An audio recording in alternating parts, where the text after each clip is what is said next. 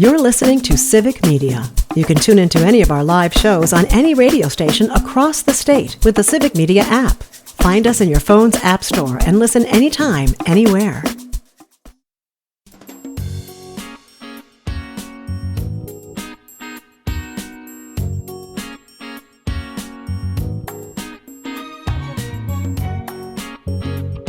Live across Wisconsin on Civic Media, you're listening to Mornings with Pat Kreitlow, powered by Up North News. Now, from our Lake Wissota studio, here is the founding editor of Up North News, Pat Kreitlow. Well, hey there, Wisconsin. Good morning. It is 6:06 on a Tuesday morning, August 19th, 2025. It's a foggy but beautiful morning to have you here up north, live from Lake Wissota, from wherever you're spending your mornings, listening across the Civic Media Radio Network. And if you're joining us in some other way, shape, or form on social media, through Facebook or YouTube, through the app, by podcast, on the website, however you got here, we appreciate you starting your Tuesday morning right here. I got a question for you. What is your superpower? That thing that maybe you take for granted, a particular skill or something that you have, but that really comes in handy. And it just might be, your chocolate chip cookie recipe. It might be how handy you are with anybody's car trouble. I've just learned that mine is in tech support. I really ought to open up a help desk. I should move to India right now and open a help desk, as I'll describe coming up in just a bit. On the program today, we're going to visit with Dan Schaefer from the recombobulation area. We'll discuss how Vermont Senator Bernie Sanders is coming to western Wisconsin to help one of the Democrats trying to unseat Congressman Derek Van Orden. We'll look into whether Congressman Brian Stile is signaling a willingness to help President Trump kill mail-in voting. That thing that's used safely and securely by hundreds of thousands of Wisconsin voters. Trump, meanwhile, not only is attacking mail-in balloting after Vladimir Putin told him up in Alaska that it's not a good thing to do. He also yesterday hosted Ukraine's president, which was strangely missing the red carpet. It was missing the military flyover. It was missing the ride in the presidential limo. It seemed didn't it seem a little out of balance? And yet we're trusting him to bring a fair and balanced peace to Europe. Okay. We'll also talk about how Wisconsin Supreme Court Justice Rebecca Bradley is being criticized for accepting tens of thousands of dollars in trips during her time on the bench. We'll talk to former state legislator Fred Clark about how ridiculous certain Wisconsin politicians looked in sending a letter to Canada to complain about, their country burning down.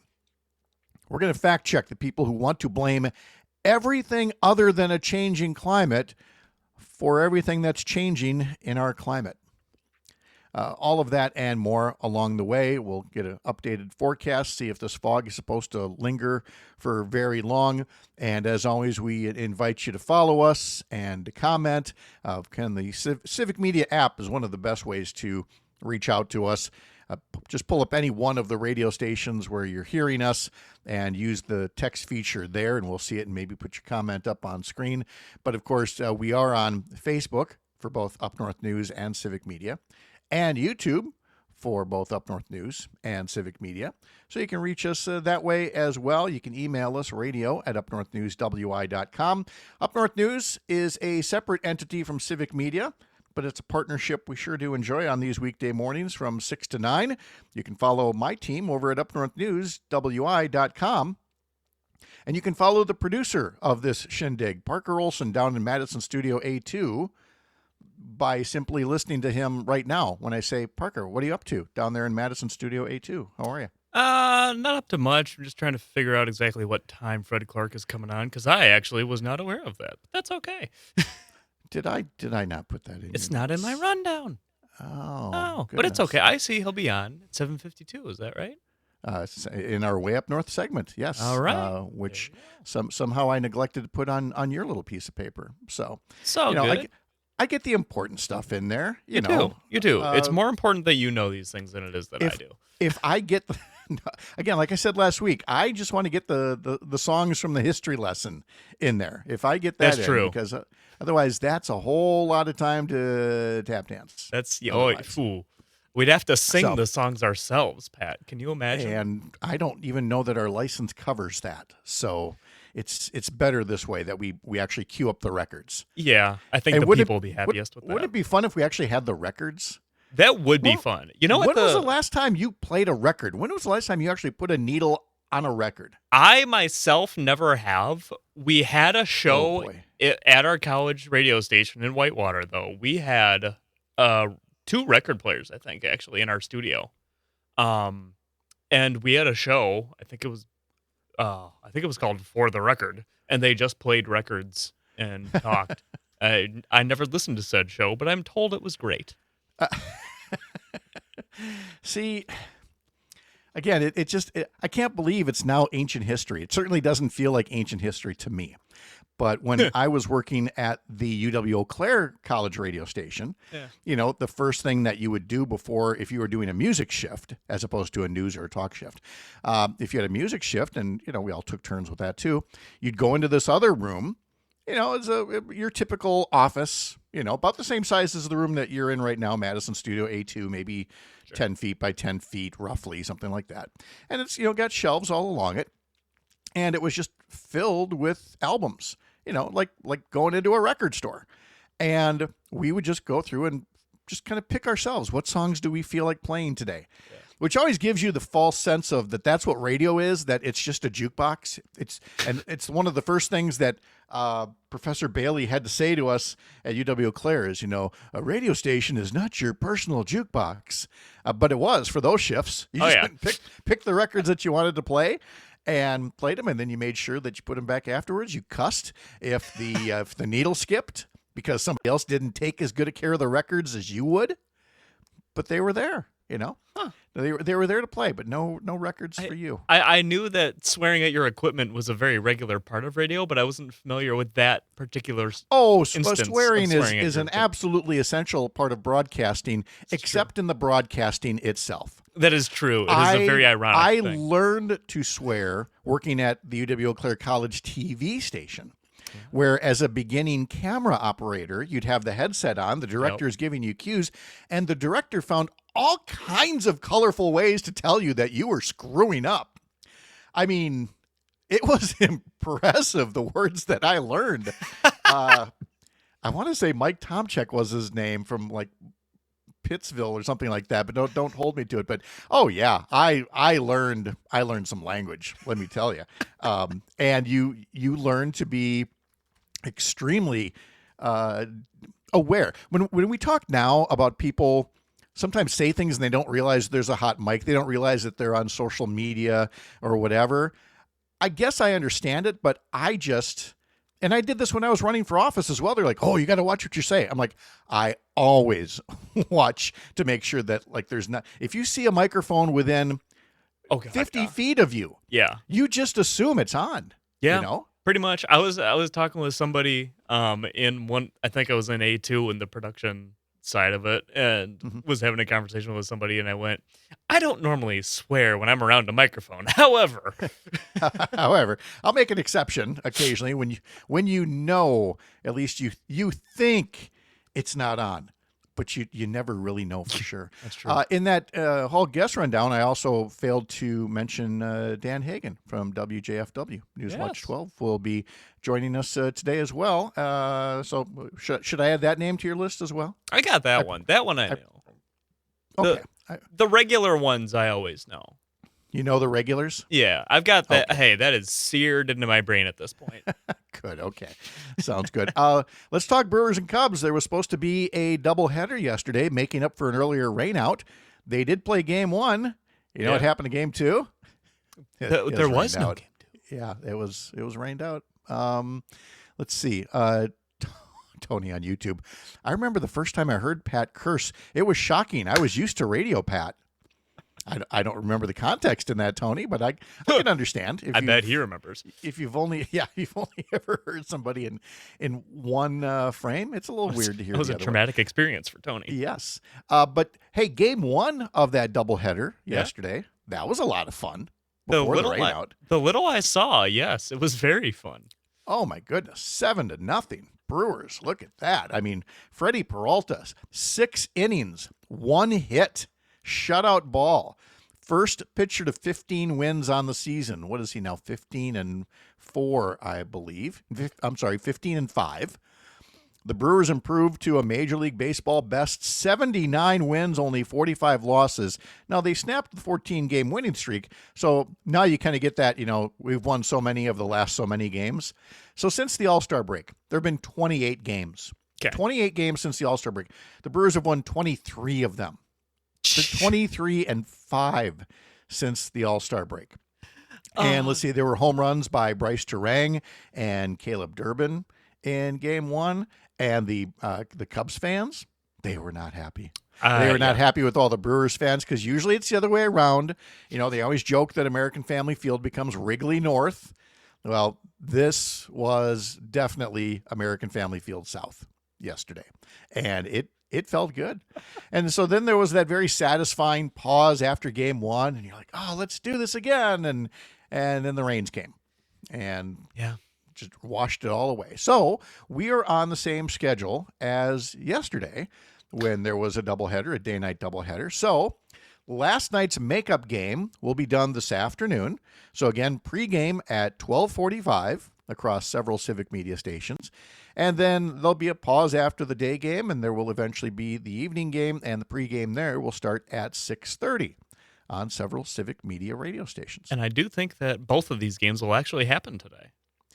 Yes, I believe we've chased away enough of the clouds here, shall we say, to get something done. So here was the question I put off the top in terms of what's your superpower. Yeah. I learned last night, and I've learned this repeatedly, first with my late dad and now with my mom as well. I can do tech support for the elders. Really? Over phone. You think, oh, there's no way I'm going to be able to describe this. But it turns out I was able to describe it so that when my mom called to say that her Bluetooth speaker was not working, it's the Bluetooth speaker, she calls it her big hearing aid because it's connected directly to her TV. And so she can't hear the TV from across the room. So she's got this Bluetooth speaker on the little table right next to her recliner. And that thing is blasting, let me tell you. Well, they had a power outage yesterday in her neighborhood. And when the power finally came back on, it had become unpaired. And at first I thought, there's no way I'm going to explain Bluetooth pairing to this 80-year-old woman. And yet I tried. I said, well, there's this little thing hanging off the back of the TV and then this little button on the speaker.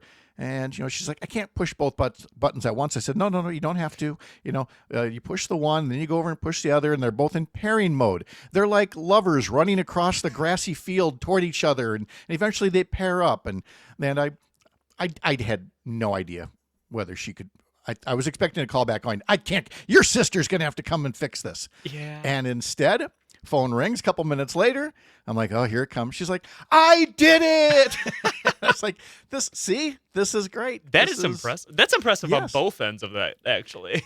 I said, Sherry said to her mother-in-law, you are the most technically accomplished 80-year-old in the Twin Cities right now. Congratulations on that. So good on her. But it's one of those things that I've been able to help. I have no mechanical skills whatsoever, but I can provide some tech support. I mean, I typed up Sherry's papers when in college because I knew typing, and now I know Bluetooth pairing. So I got that going for me. Wow. And I can talk, and I'll do some more in just a moment, right after I tell you that from the heart of America's Up North, live from Lake Wissota, I thank you for making this the place to spend part of your mornings. This is the Civic Media Radio Network.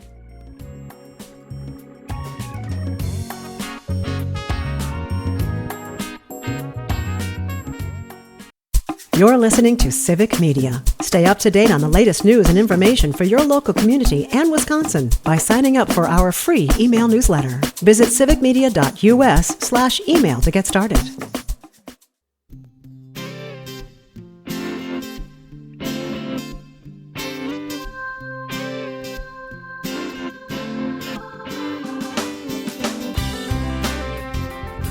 .35. Nice to have you along here on the Civic Media Radio Network. I'm Pat Kreitlow, founding editor of Up North News. You can find our work at upnorthnewswi.com, a part of Courier Newsroom, a pro-democracy newsroom. we have so many weighty matters we could discuss. There's the Trump-Zelensky meeting. There's Trump going after mail-in voting. There's a sitting Supreme Court justice being criticized for booking all kinds of travel that's paid for by right-wing, think tanks and things like that. And I want to get to all of that, but right before the break, we learned that somebody born in this particular century was not familiar with the phrase New Coke and the controversy over the time that Coca-Cola changed its formula way back in the olden days, 1984, 85, something like that. Oh, God, okay. I was under the impression this is something I should have maybe known about. You're saying this is something you should have. This was 84. This was like one of the big, this would be like me not knowing about World War II, even though it happened 20 years before I was born. Pat, okay? If we're comparing World War II to New Coke, I can't. This was on a World War II basis in terms of pop culture and the things that we ingested with our bodies. And when Coca-Cola decided that Pepsi was such a threat because Pepsi was growing and Coke was looking like the old stale product, and so they completely changed their formula. They changed the formula. Imagine your favorite beer just deciding, we're not going to be that beer anymore. We're going to be something else, and we're going to call it that. That's what Coke did, thinking we're going to be, now we're going to be new and fun, and everybody's going to love us. And nobody loved them. It was the greatest corporate marketing disaster. It made the Edsel. Well, you don't even know what the Edsel is. Never mind. Nope. There's got to be something. I don't know. I'll come up with it later. And finally, after a few months, they had to rebrand it as Coca-Cola Classic and bring back the old formula. And the new formula went away until a couple years back with Coke Zero, which is not exactly the same as New Coke, but close enough. And it's why I drink Coke Zero every day, Coke Zero Sugar, because I'm one of the few freaks that loved New Coke back in that spring of 1985 when this all took place. So what you're telling me is Coke just ditched their... They just ditched Coke and said, here's some new ingredients put together in a cola, and we're going to call that Coca-Cola. You look so confused. Like, how would anybody do that? And that's what we said at the time. How would anybody do this? That's such a stupid thing to do. Tony, not a fan of Coke Zero. Well, that's okay. Hey, you know what? Alicia says, I was too little, but I did hear about it from my mom. That's great. She used to be a huge Coca-Cola lover, and she tried New Coke and hated it, and I never heard the end of it. You see? And they made it way sweeter because, again, they were trying to compete with Pepsi at the time. Huh. And you like what you like at the time. When I was in college, I drank so much Mountain Dew. I can hardly touch Mountain Dew now. If all that you drank, if the worst thing you drank in college was Mountain Dew, good on you, Pat. Yes, exactly. Well, these energy drinks. Do you drink any of the energy drinks that are out there now? No, I don't. As you may have caught on, I'm not a big caffeine guy. No, you're not. You and your water, and that is to be saluted. And yet we mock it anyway because that's what that's our trade in stock here. But That's yes, fair. it's a good thing that you do that. But yeah, I look at these energy drinks and I can't fathom having more than one of them. And I'm a little surprised more people don't just drop dead on the sidewalk as a result of ingesting these things. I knew people. One of my roommates in college had more than two, I think, a day. Oh, for a minute, which was a problem. Can't be good. Yeah, Alicia's saying the reason I like Coke is because Pepsi is just too sweet. And you got to love the reactions of people in restaurants and the way that the waitresses always say it, or the waiters, when you order a Coke or a Diet Coke, and they always say the same thing. Is Pepsi okay? Like they're apologizing in advance. Like, is Pepsi okay?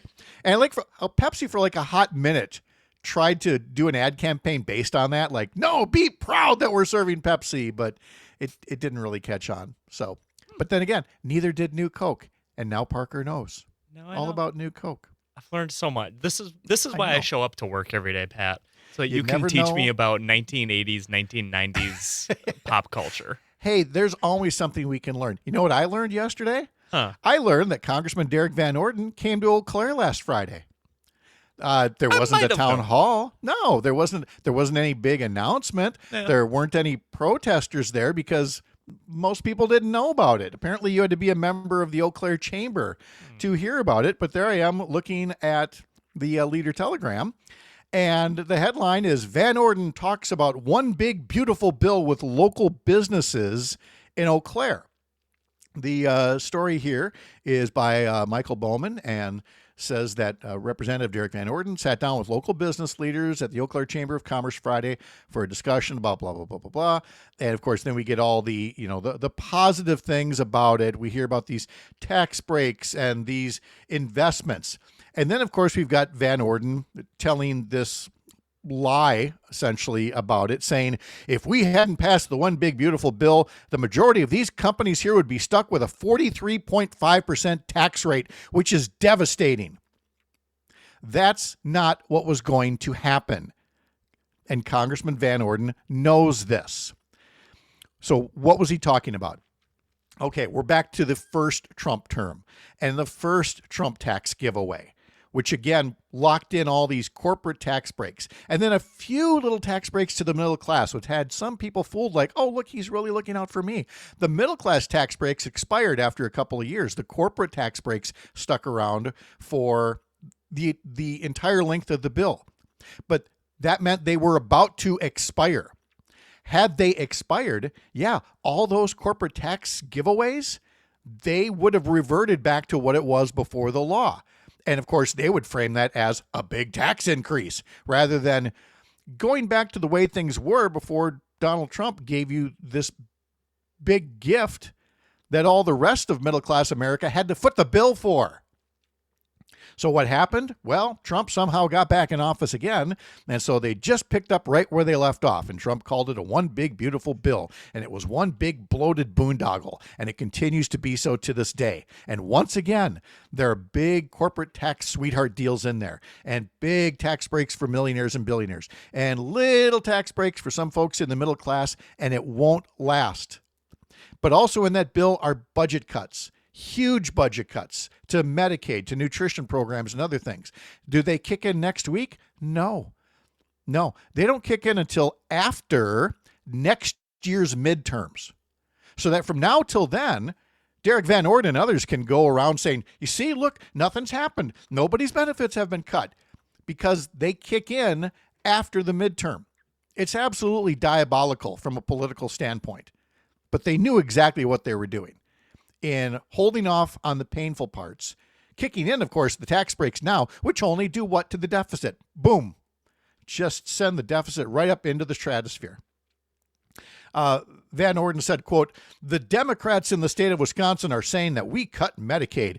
In fact, in the one big beautiful bill, because of vertically integrated government between the Republicans in the House and the Senate in D.C. and in the Senate and Assembly in the state of Wisconsin, we got an additional $1 billion a year for the state of Wisconsin for Badger Care. You can't make up a bigger lie than what they're saying. It's just a fact.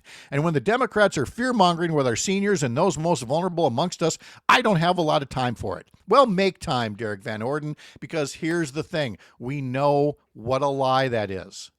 We know that the reason there's an extra $1 billion a year had nothing to do with you working alongside Governor Evers and securing that money.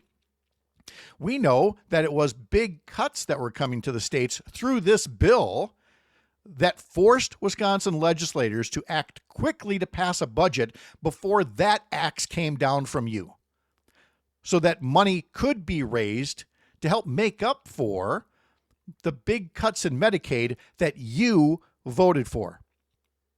And you can say till you're blue in the face that Democrats are fear-mongering and Democrats are lying, but you can't argue with the numbers. And the numbers ain't lying. The numbers tell us just how bad the cuts are going to be. The numbers tell us how bad it's going to be for rural hospitals. The numbers tell us how tax burdens are shifting away from your wealthy buddies and to your constituents. It's why there are 3 Democrats already wanting to run against Derek Van Orden next year. Why one of them, Becca Cook, is already getting some firepower coming in this week from members of Congress, including Bernie Sanders, who's coming into town at the end of this week, I believe. We're going to talk to Dan Schaefer about that later in this show. But underlying all of this for Congressman Van Orden is that he still doesn't have the guts to schedule a town hall. He's got to sneak in, just talk to the business community. I don't know what the email looked like. I get an email from the Eau Claire Chamber of Commerce that advertises events that are coming up. I went back and looked yesterday. I didn't see anything advertising a forum with Derek Van Orden. I could be wrong, but I went back and looked at several emails and I saw nothing. Now, I'm not a dues-paying member of the Eau Claire Chamber, so I'm sure those folks get a different set of emails. And I am not casting aspersions on the Eau Claire Chamber. That is their right. They can do things for members only. My beef isn't with the Eau Claire Chamber. It's with Congressman Van Orden, who, you know what, while you're there, thanks for coming to Eau Claire, by the way. Glad you could still find it on a map.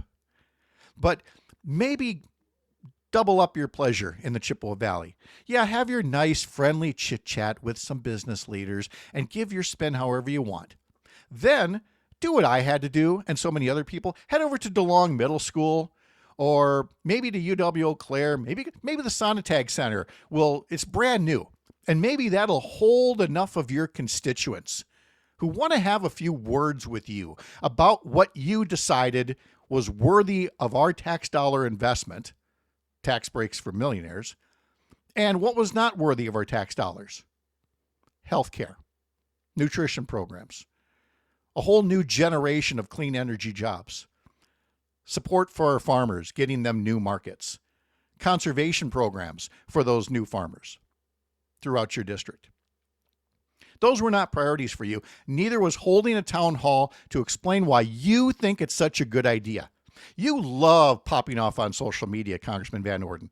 Hundreds and hundreds of tweets per month where you get to just talk at people.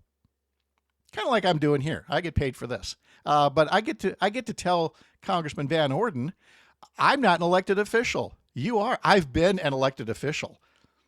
I've held listening sessions. I've held over 100 of them. I know what that's like.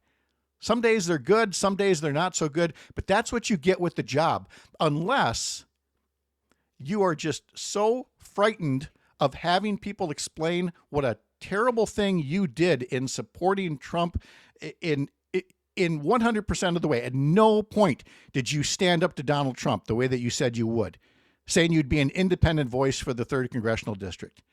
You didn't do that. So it's no wonder you're too afraid to debate Mark Pocan or debate anybody else about the job you're doing. You can't, which is why we had to find out about it and talk about it now, several days later. Today's history lesson is next. You're up north.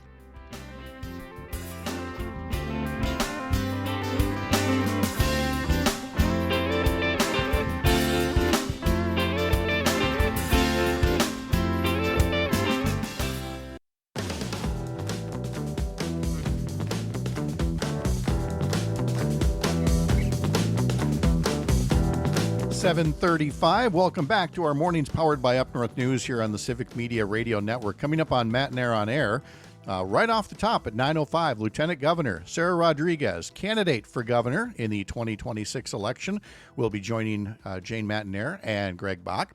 Also later, Shali Pittman, Civic Media's news director, will talk about some of the stories that you might have missed from over the weekend. And then later today on the Maggie Dawn Show from 4 until 6 o'clock, there will be a discussion on opposing viewpoints, progressive Democrats versus centrist Democrats. And is it a case of versus, or is it a distinction without that much of a difference? Well, that'll be part of the discussion involving Maggie Dawn and guest co-host Matt Rothschild, who coincidentally is right here right now. Matt Rothschild joins us along with Maurice Estrano. And Marisa is from Deputy Director of Political Reform at New America. Matt Rothschild, of course, hosts the Wisconsin Forward podcast on the Civic Media Radio Network. And together, they recently co-authored an article that I saw in the Wisconsin State Journal that is titled "Give Wisconsin Voters More Say Through Ballot Initiatives." Matt and Marisa, good morning to you both. Good morning. Thanks for having us. Hey, Pat. Good to be on with you. Yeah, well, Matt, good to be on with you. You're the one that's on more often than me or any other host here. You're like Civic Media should be your middle name or something. You're everywhere. I'm paying rent here in the studio. That's great. No, it's wonderful to have you here. So Matt, since you're the hometown fellow there, let's have you start, and then we'll go to Marisa after that about what prompted this column about ballot initiatives in Wisconsin. Well, I got to give credit to Marisa. She reached out to me. She's been working on, and her organization's been working on this idea of defending direct democracy, the right of citizens to go to referendum and pass a bill that they want to pass, or overturn a bill that they don't like, or amend the Constitution if they want to. I also, coincidentally, this is dear to my heart, I wrote a book a few years back called 12 Ways to Save Democracy in Wisconsin, and one of those chapters was Give Us Direct Democracy. So we decided to team up and write this little op-ed. Well, then let's turn that over to Marisa as well. Marisa, tell us more about New America. And again, the impetus for, making this kind of a push for citizen initiative. Sure. Yeah. Thanks for teeing me up, Matt, and Pat, too. Really appreciate you having us on to talk about this piece. So at New America, I work in the political reform program, in which we explore, do research, and try to socialize a whole swath of ideas for how to make our democracy work better for more people, in a nutshell. So sometimes that means reforming the way we do elections. Sometimes that means pioneering and supporting, lifting up new models of civic engagement, like citizens' assemblies. And we sort of had this gap between improving representative democracy and improving deliberative democracy, in which direct democracy kind of fit. And what we were thinking was that there are all these efforts underway by state legislatures across the country to roll back initiative and referendum powers, to restrict that process. And defense is happening, which is great. But what we're not seeing, we have not been seeing in decades, and in some ways over a century, is a real effort to expand access to citizen-led ballot measures like the initiative and the referendum, to new states, because currently only half of U.S. states allow their citizens to petition to change laws, to put new ideas on the ballot, or to repeal existing laws, as Matt said before. So when we started scoping the landscape to see what activity was already happening within states to amend their constitutions, to establish a new process, to allow citizens this power, we realized there was very little happening. And much of that is because it doesn't feel possible. So what we did was we developed a methodology to evaluate a state's readiness to bring on a new process like this within the current, very polarized, very nationalized, very difficult political landscape for reform. And we looked at different indicators, social, political, socioeconomic, civic indicators of a state's readiness for reform.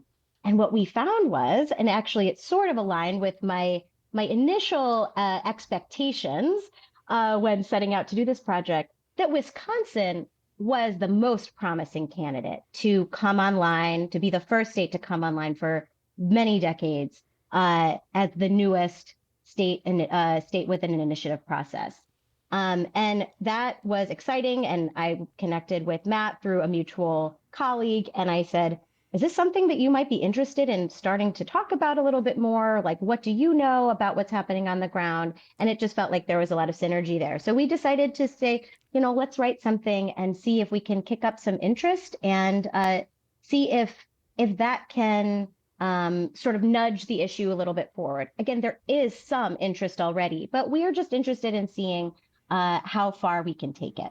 So, Matt, in Wisconsin, what might that look like? And help folks understand maybe what it is they could do if the rules were changed. I mean, when I think at first blush, I can think of people not knowing, are they looking to change a law, a statute on the books, or are they looking to amend the Constitution? I mean, it's one thing to say we're going to have initiative and referendum, but where are the guidelines? What's going to help citizens to not only want to do this, but also use it efficiently?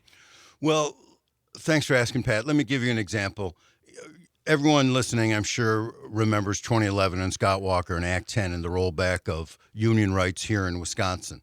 Well, a similar thing was tried in Ohio a couple of months after Walker did it here, and the people of Ohio rose up and said, no, we don't want to take away the rights of public sector unions in Ohio. And at that time, and they still do, have the power of referendum.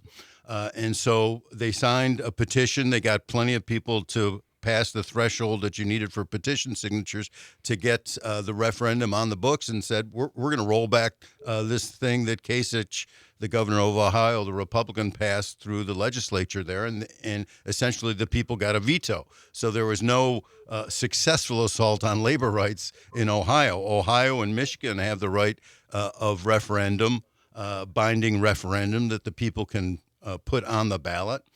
In Michigan a couple years ago, a single individual started an initiative process to get on the ballot in Michigan the idea to ban gerrymandering, and that got overwhelming support too. So they banned gerrymandering by referendum. It would be sweet if we could do that here too. Marisa, in terms of unintended consequences, and I'm not saying this is a reason not to do this, but are we then saying if we start to open up this door to these kinds of citizen-led initiatives that an electorate that is already weary of statewide campaigns for governor and U.S. Senate, and now statewide campaigns, for Supreme Court justices have become so politicized? Are we kind of opening the door to another wave of these, but this time with particular ballot issues? And can we do anything to make sure that those don't just become the next round of multi-million-dollar, political battles that leave voters unsure of what exactly they're voting on? That's such a good point. Nobody is arguing that this is a perfect vehicle for achieving policy change. The initiative is what I like to call a kind of a pressure release valve. It's more of an in case of emergency when the legislature really isn't delivering on what the majority of the public wants, rather than a substitute for representative democracy. It's not perfect. It has become an extremely professionalized and expensive way to change policy. It does bring in a lot of money and a lot of unwelcome money into states. There's no secret about that.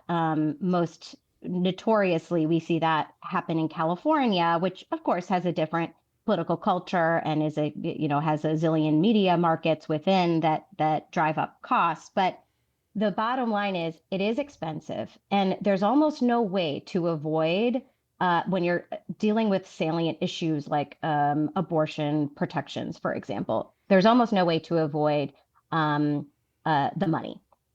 However, there are some ways to address the money question, one of which is to design a process such that citizens do not feel that they always need to take the amendment route, the constitutional amendment route. There are different types of initiative. One is you're changing a state statute. That usually has lower threshold, so lower signatures. It costs less money to run those campaigns. Then there's the constitutional amendment route. That is more expensive. Citizens have been taking that option more and more unnecessarily in recent years because they fear legislative interference in the post-passage and implementation process. It feels more secure. So when you are thinking about bringing a process to a new state, you get to think about how to make the model work better. And we haven't had an opportunity like that in many, many, many moons.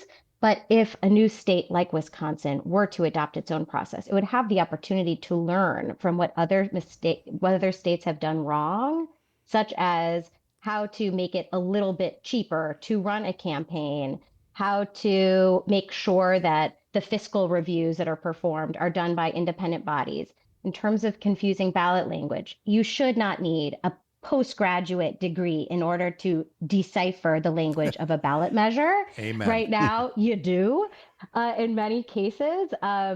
And there are mechanisms that you can put in place to ensure that that language is intelligible, is legible to a general electorate, and also to ensure that there are voter guides that go out, alongside your ballot or beforehand, so that people have other ways to learn about the ballot measure and the stakes associated with that measure. And Matt, I feel like we are maybe simplistically killing two birds with one stone.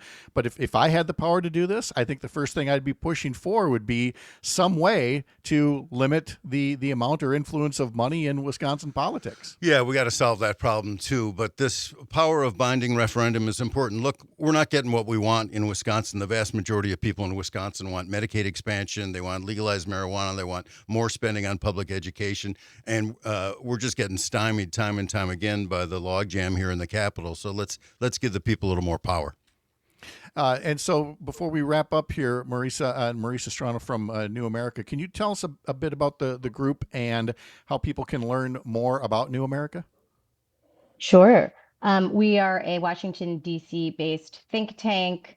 And if you are interested in learning more about our democracy work generally, or about this project specifically, you just go to newamerica.org/political reform. We have a new report that lays out our methodology. We have a list of lessons and takeaways from the history of ballot initiative adoption, which happened mostly during the progressive era, the early 20th century, and other tools. You can also email me. I'm easy to find on the website. And I'd be happy to talk to anybody in Wisconsin who's interested in learning more and taking this issue forward.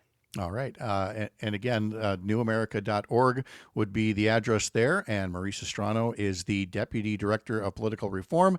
And Matt Rothschild, of course, is everywhere, including on the Maggie Dawn Show later today, which, again, I hope you continue this conversation and this topic. It's a very important one, and it gives citizens, one more tool to feel like they're in charge of their democracy and not outside forces. Matt, thank you so much. We'll hear you this afternoon with Maggie. And Marisa, thank you so much for your time today. Thanks a lot, Pat. Thank you. All right. Good to have you both. Have a wonderful day. And when we come back, some of you will have a local update. We'll be visiting here with Jimmy Kuska from Civic Media, talking about the Brewers and that franchise record 14-game winning streak before it got snapped yesterday. I'm Pat Kreitlow. This is the Civic Media Radio Network.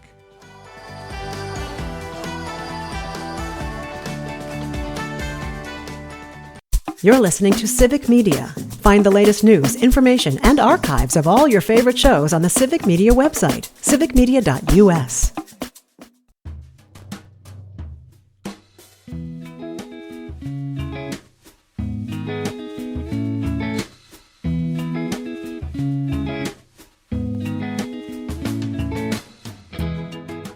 Coming to you live from the studios of WFHR Radio in Wisconsin Rapids, where they are celebrating 85 years of community service. I'm Pat Kreitlow. Welcome back. Nice to have you on these mornings, powered by Up North News on the Civic Media Radio Network. We're going to be joined by James Maloof here at WFHR in a little bit. Melissa Kay will be coming along as well to be part of our history lesson, as she always is on Wednesdays, except now she gets to do it in person.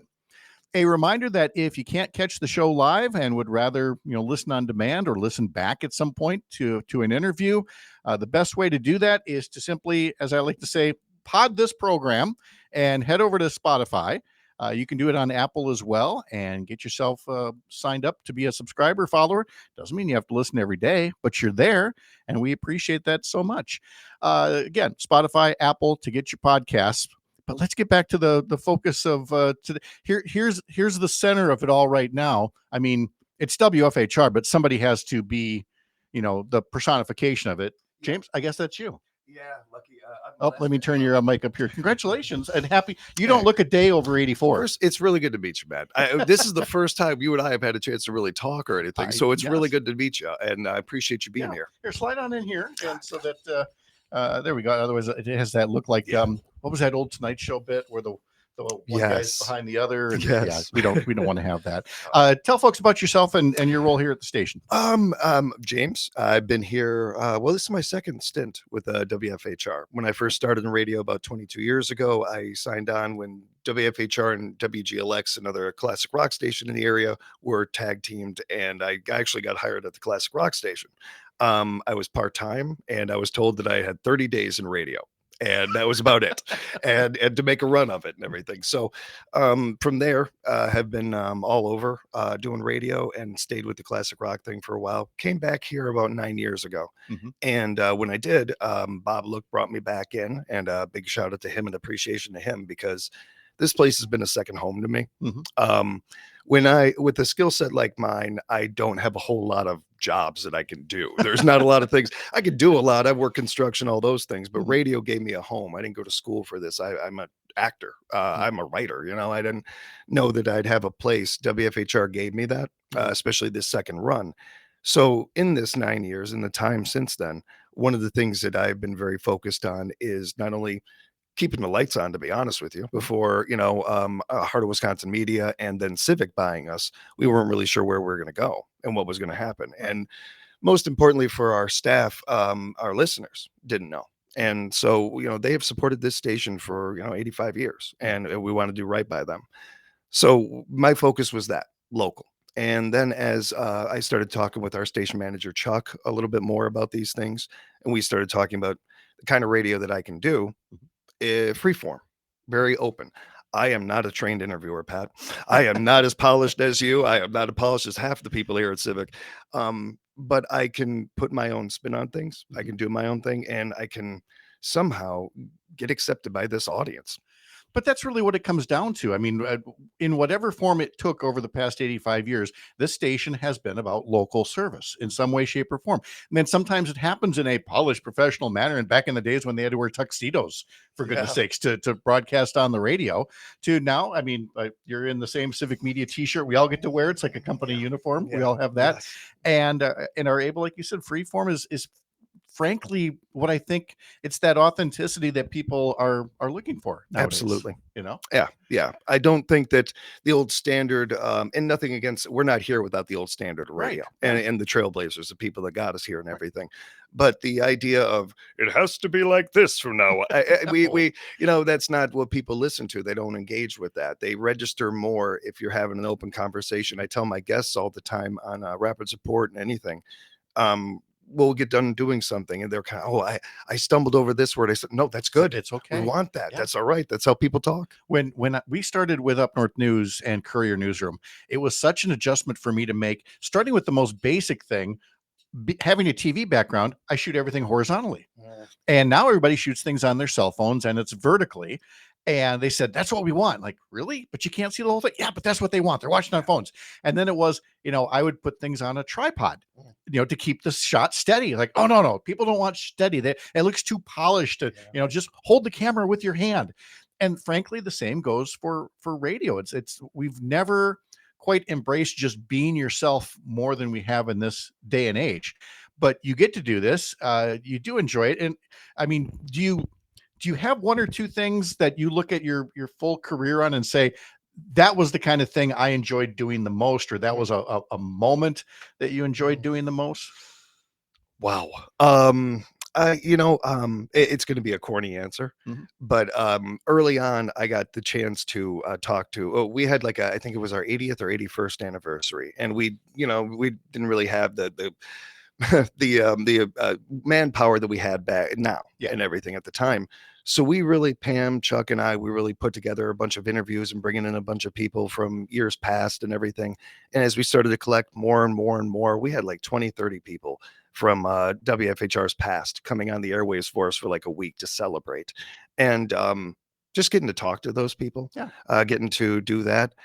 We lost a very important member of our team pretty early on when I came back, and Carl Hilke, who is one of the souls of this station, very one of the definitions of it. Getting to work with Carl in a light that he hadn't really gotten to do a lot. He did the morning show with me, and he did morning shows, but I don't think they tapped into his comedic ability very much. I had the chance to do that. I'm honored to have been able to work with him and be on the mic with him at the end there. It's a privilege. And the thing is, it's not just Carl, but I mean, you look on the walls here. There are plaques honoring people who are in the Wisconsin Broadcasters Association Hall of Fame. There have been famous, locally famous people, locally famous shows. Coffee Clutch being among them. So I mean, I wouldn't dare ask you to sum up 85 years in just in one interview, but can you talk a bit more about some of those other famous names and famous shows? When people think of WFHR, what comes to mind? If I can for a second, I work over at Second City, teach over there in Chicago a little bit.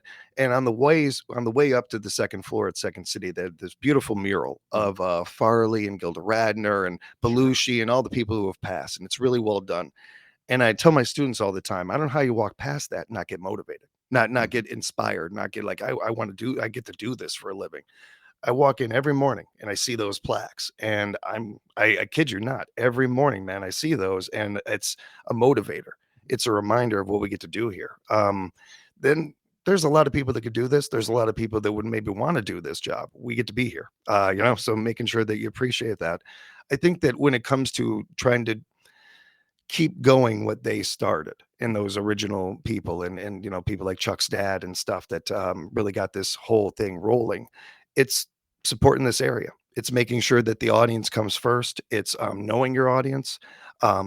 As a Chicagoan, not rambling about Chicago sports, it's well,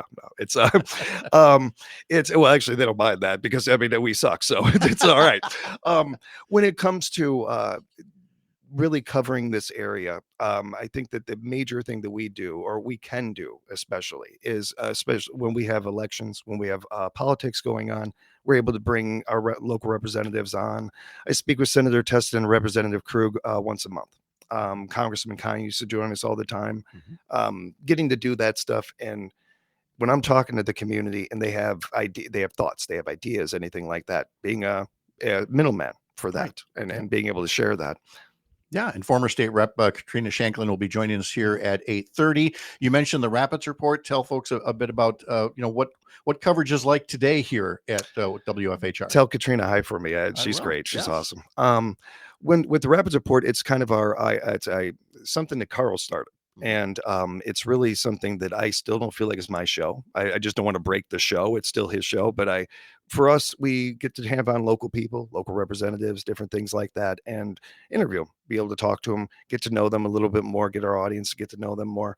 I think one of my favorite segments on there, we have a monthly visit with Sheriff Sean Becker.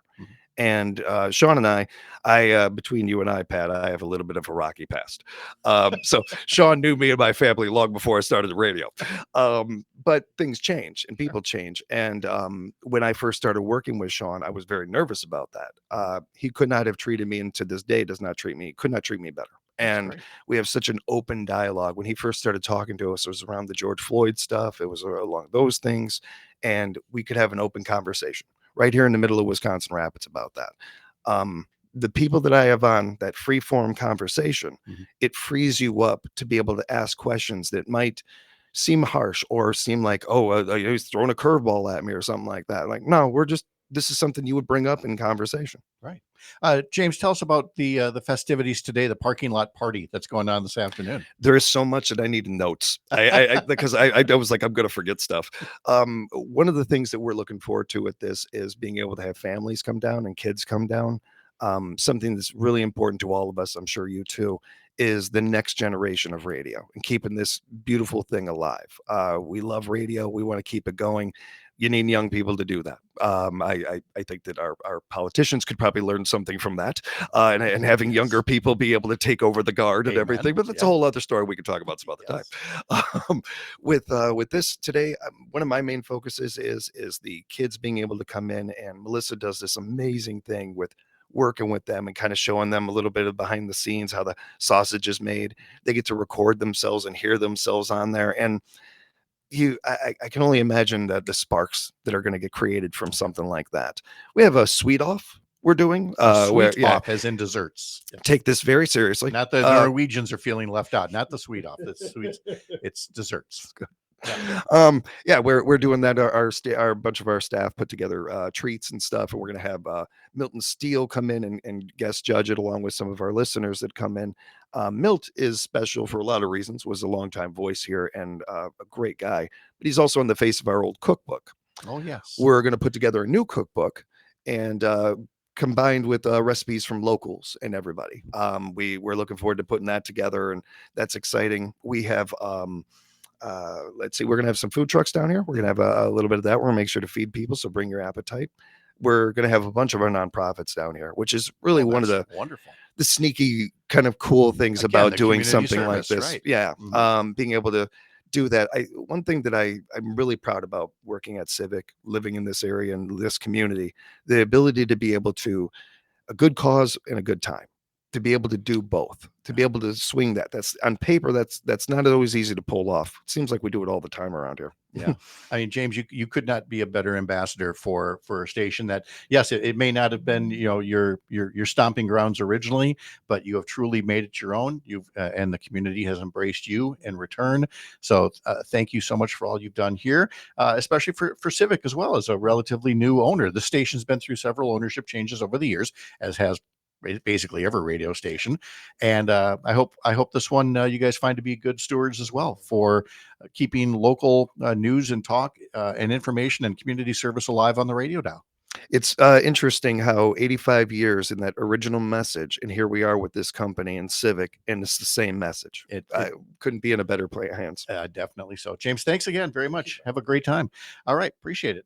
Here, I'll take that. I'll let you. He's got another studio. He's got a whole thing to run over here, including those local cut-ins that get done as part of the Rapids Report that you can hear on WFHR. And again, a parking lot party going on from noon until 6 today. I mean, the food trucks, if nothing else, reason to come by and enjoy some treats along with that sweet off. I'm glad we clarified.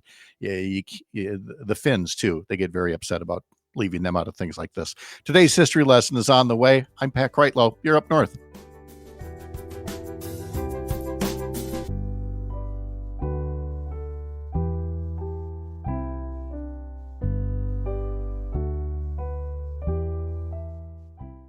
The national news cycle never stops, but it can be hard to find news about your local community. Civic Media is dedicated to providing quality local and state news coverage across Wisconsin. With the Civic Media app, you can get notifications about local stories that matter to you and your community. Find the free Civic Media app in your phone's app store and choose notifications from the menu to tell us what kind of news you want to hear about.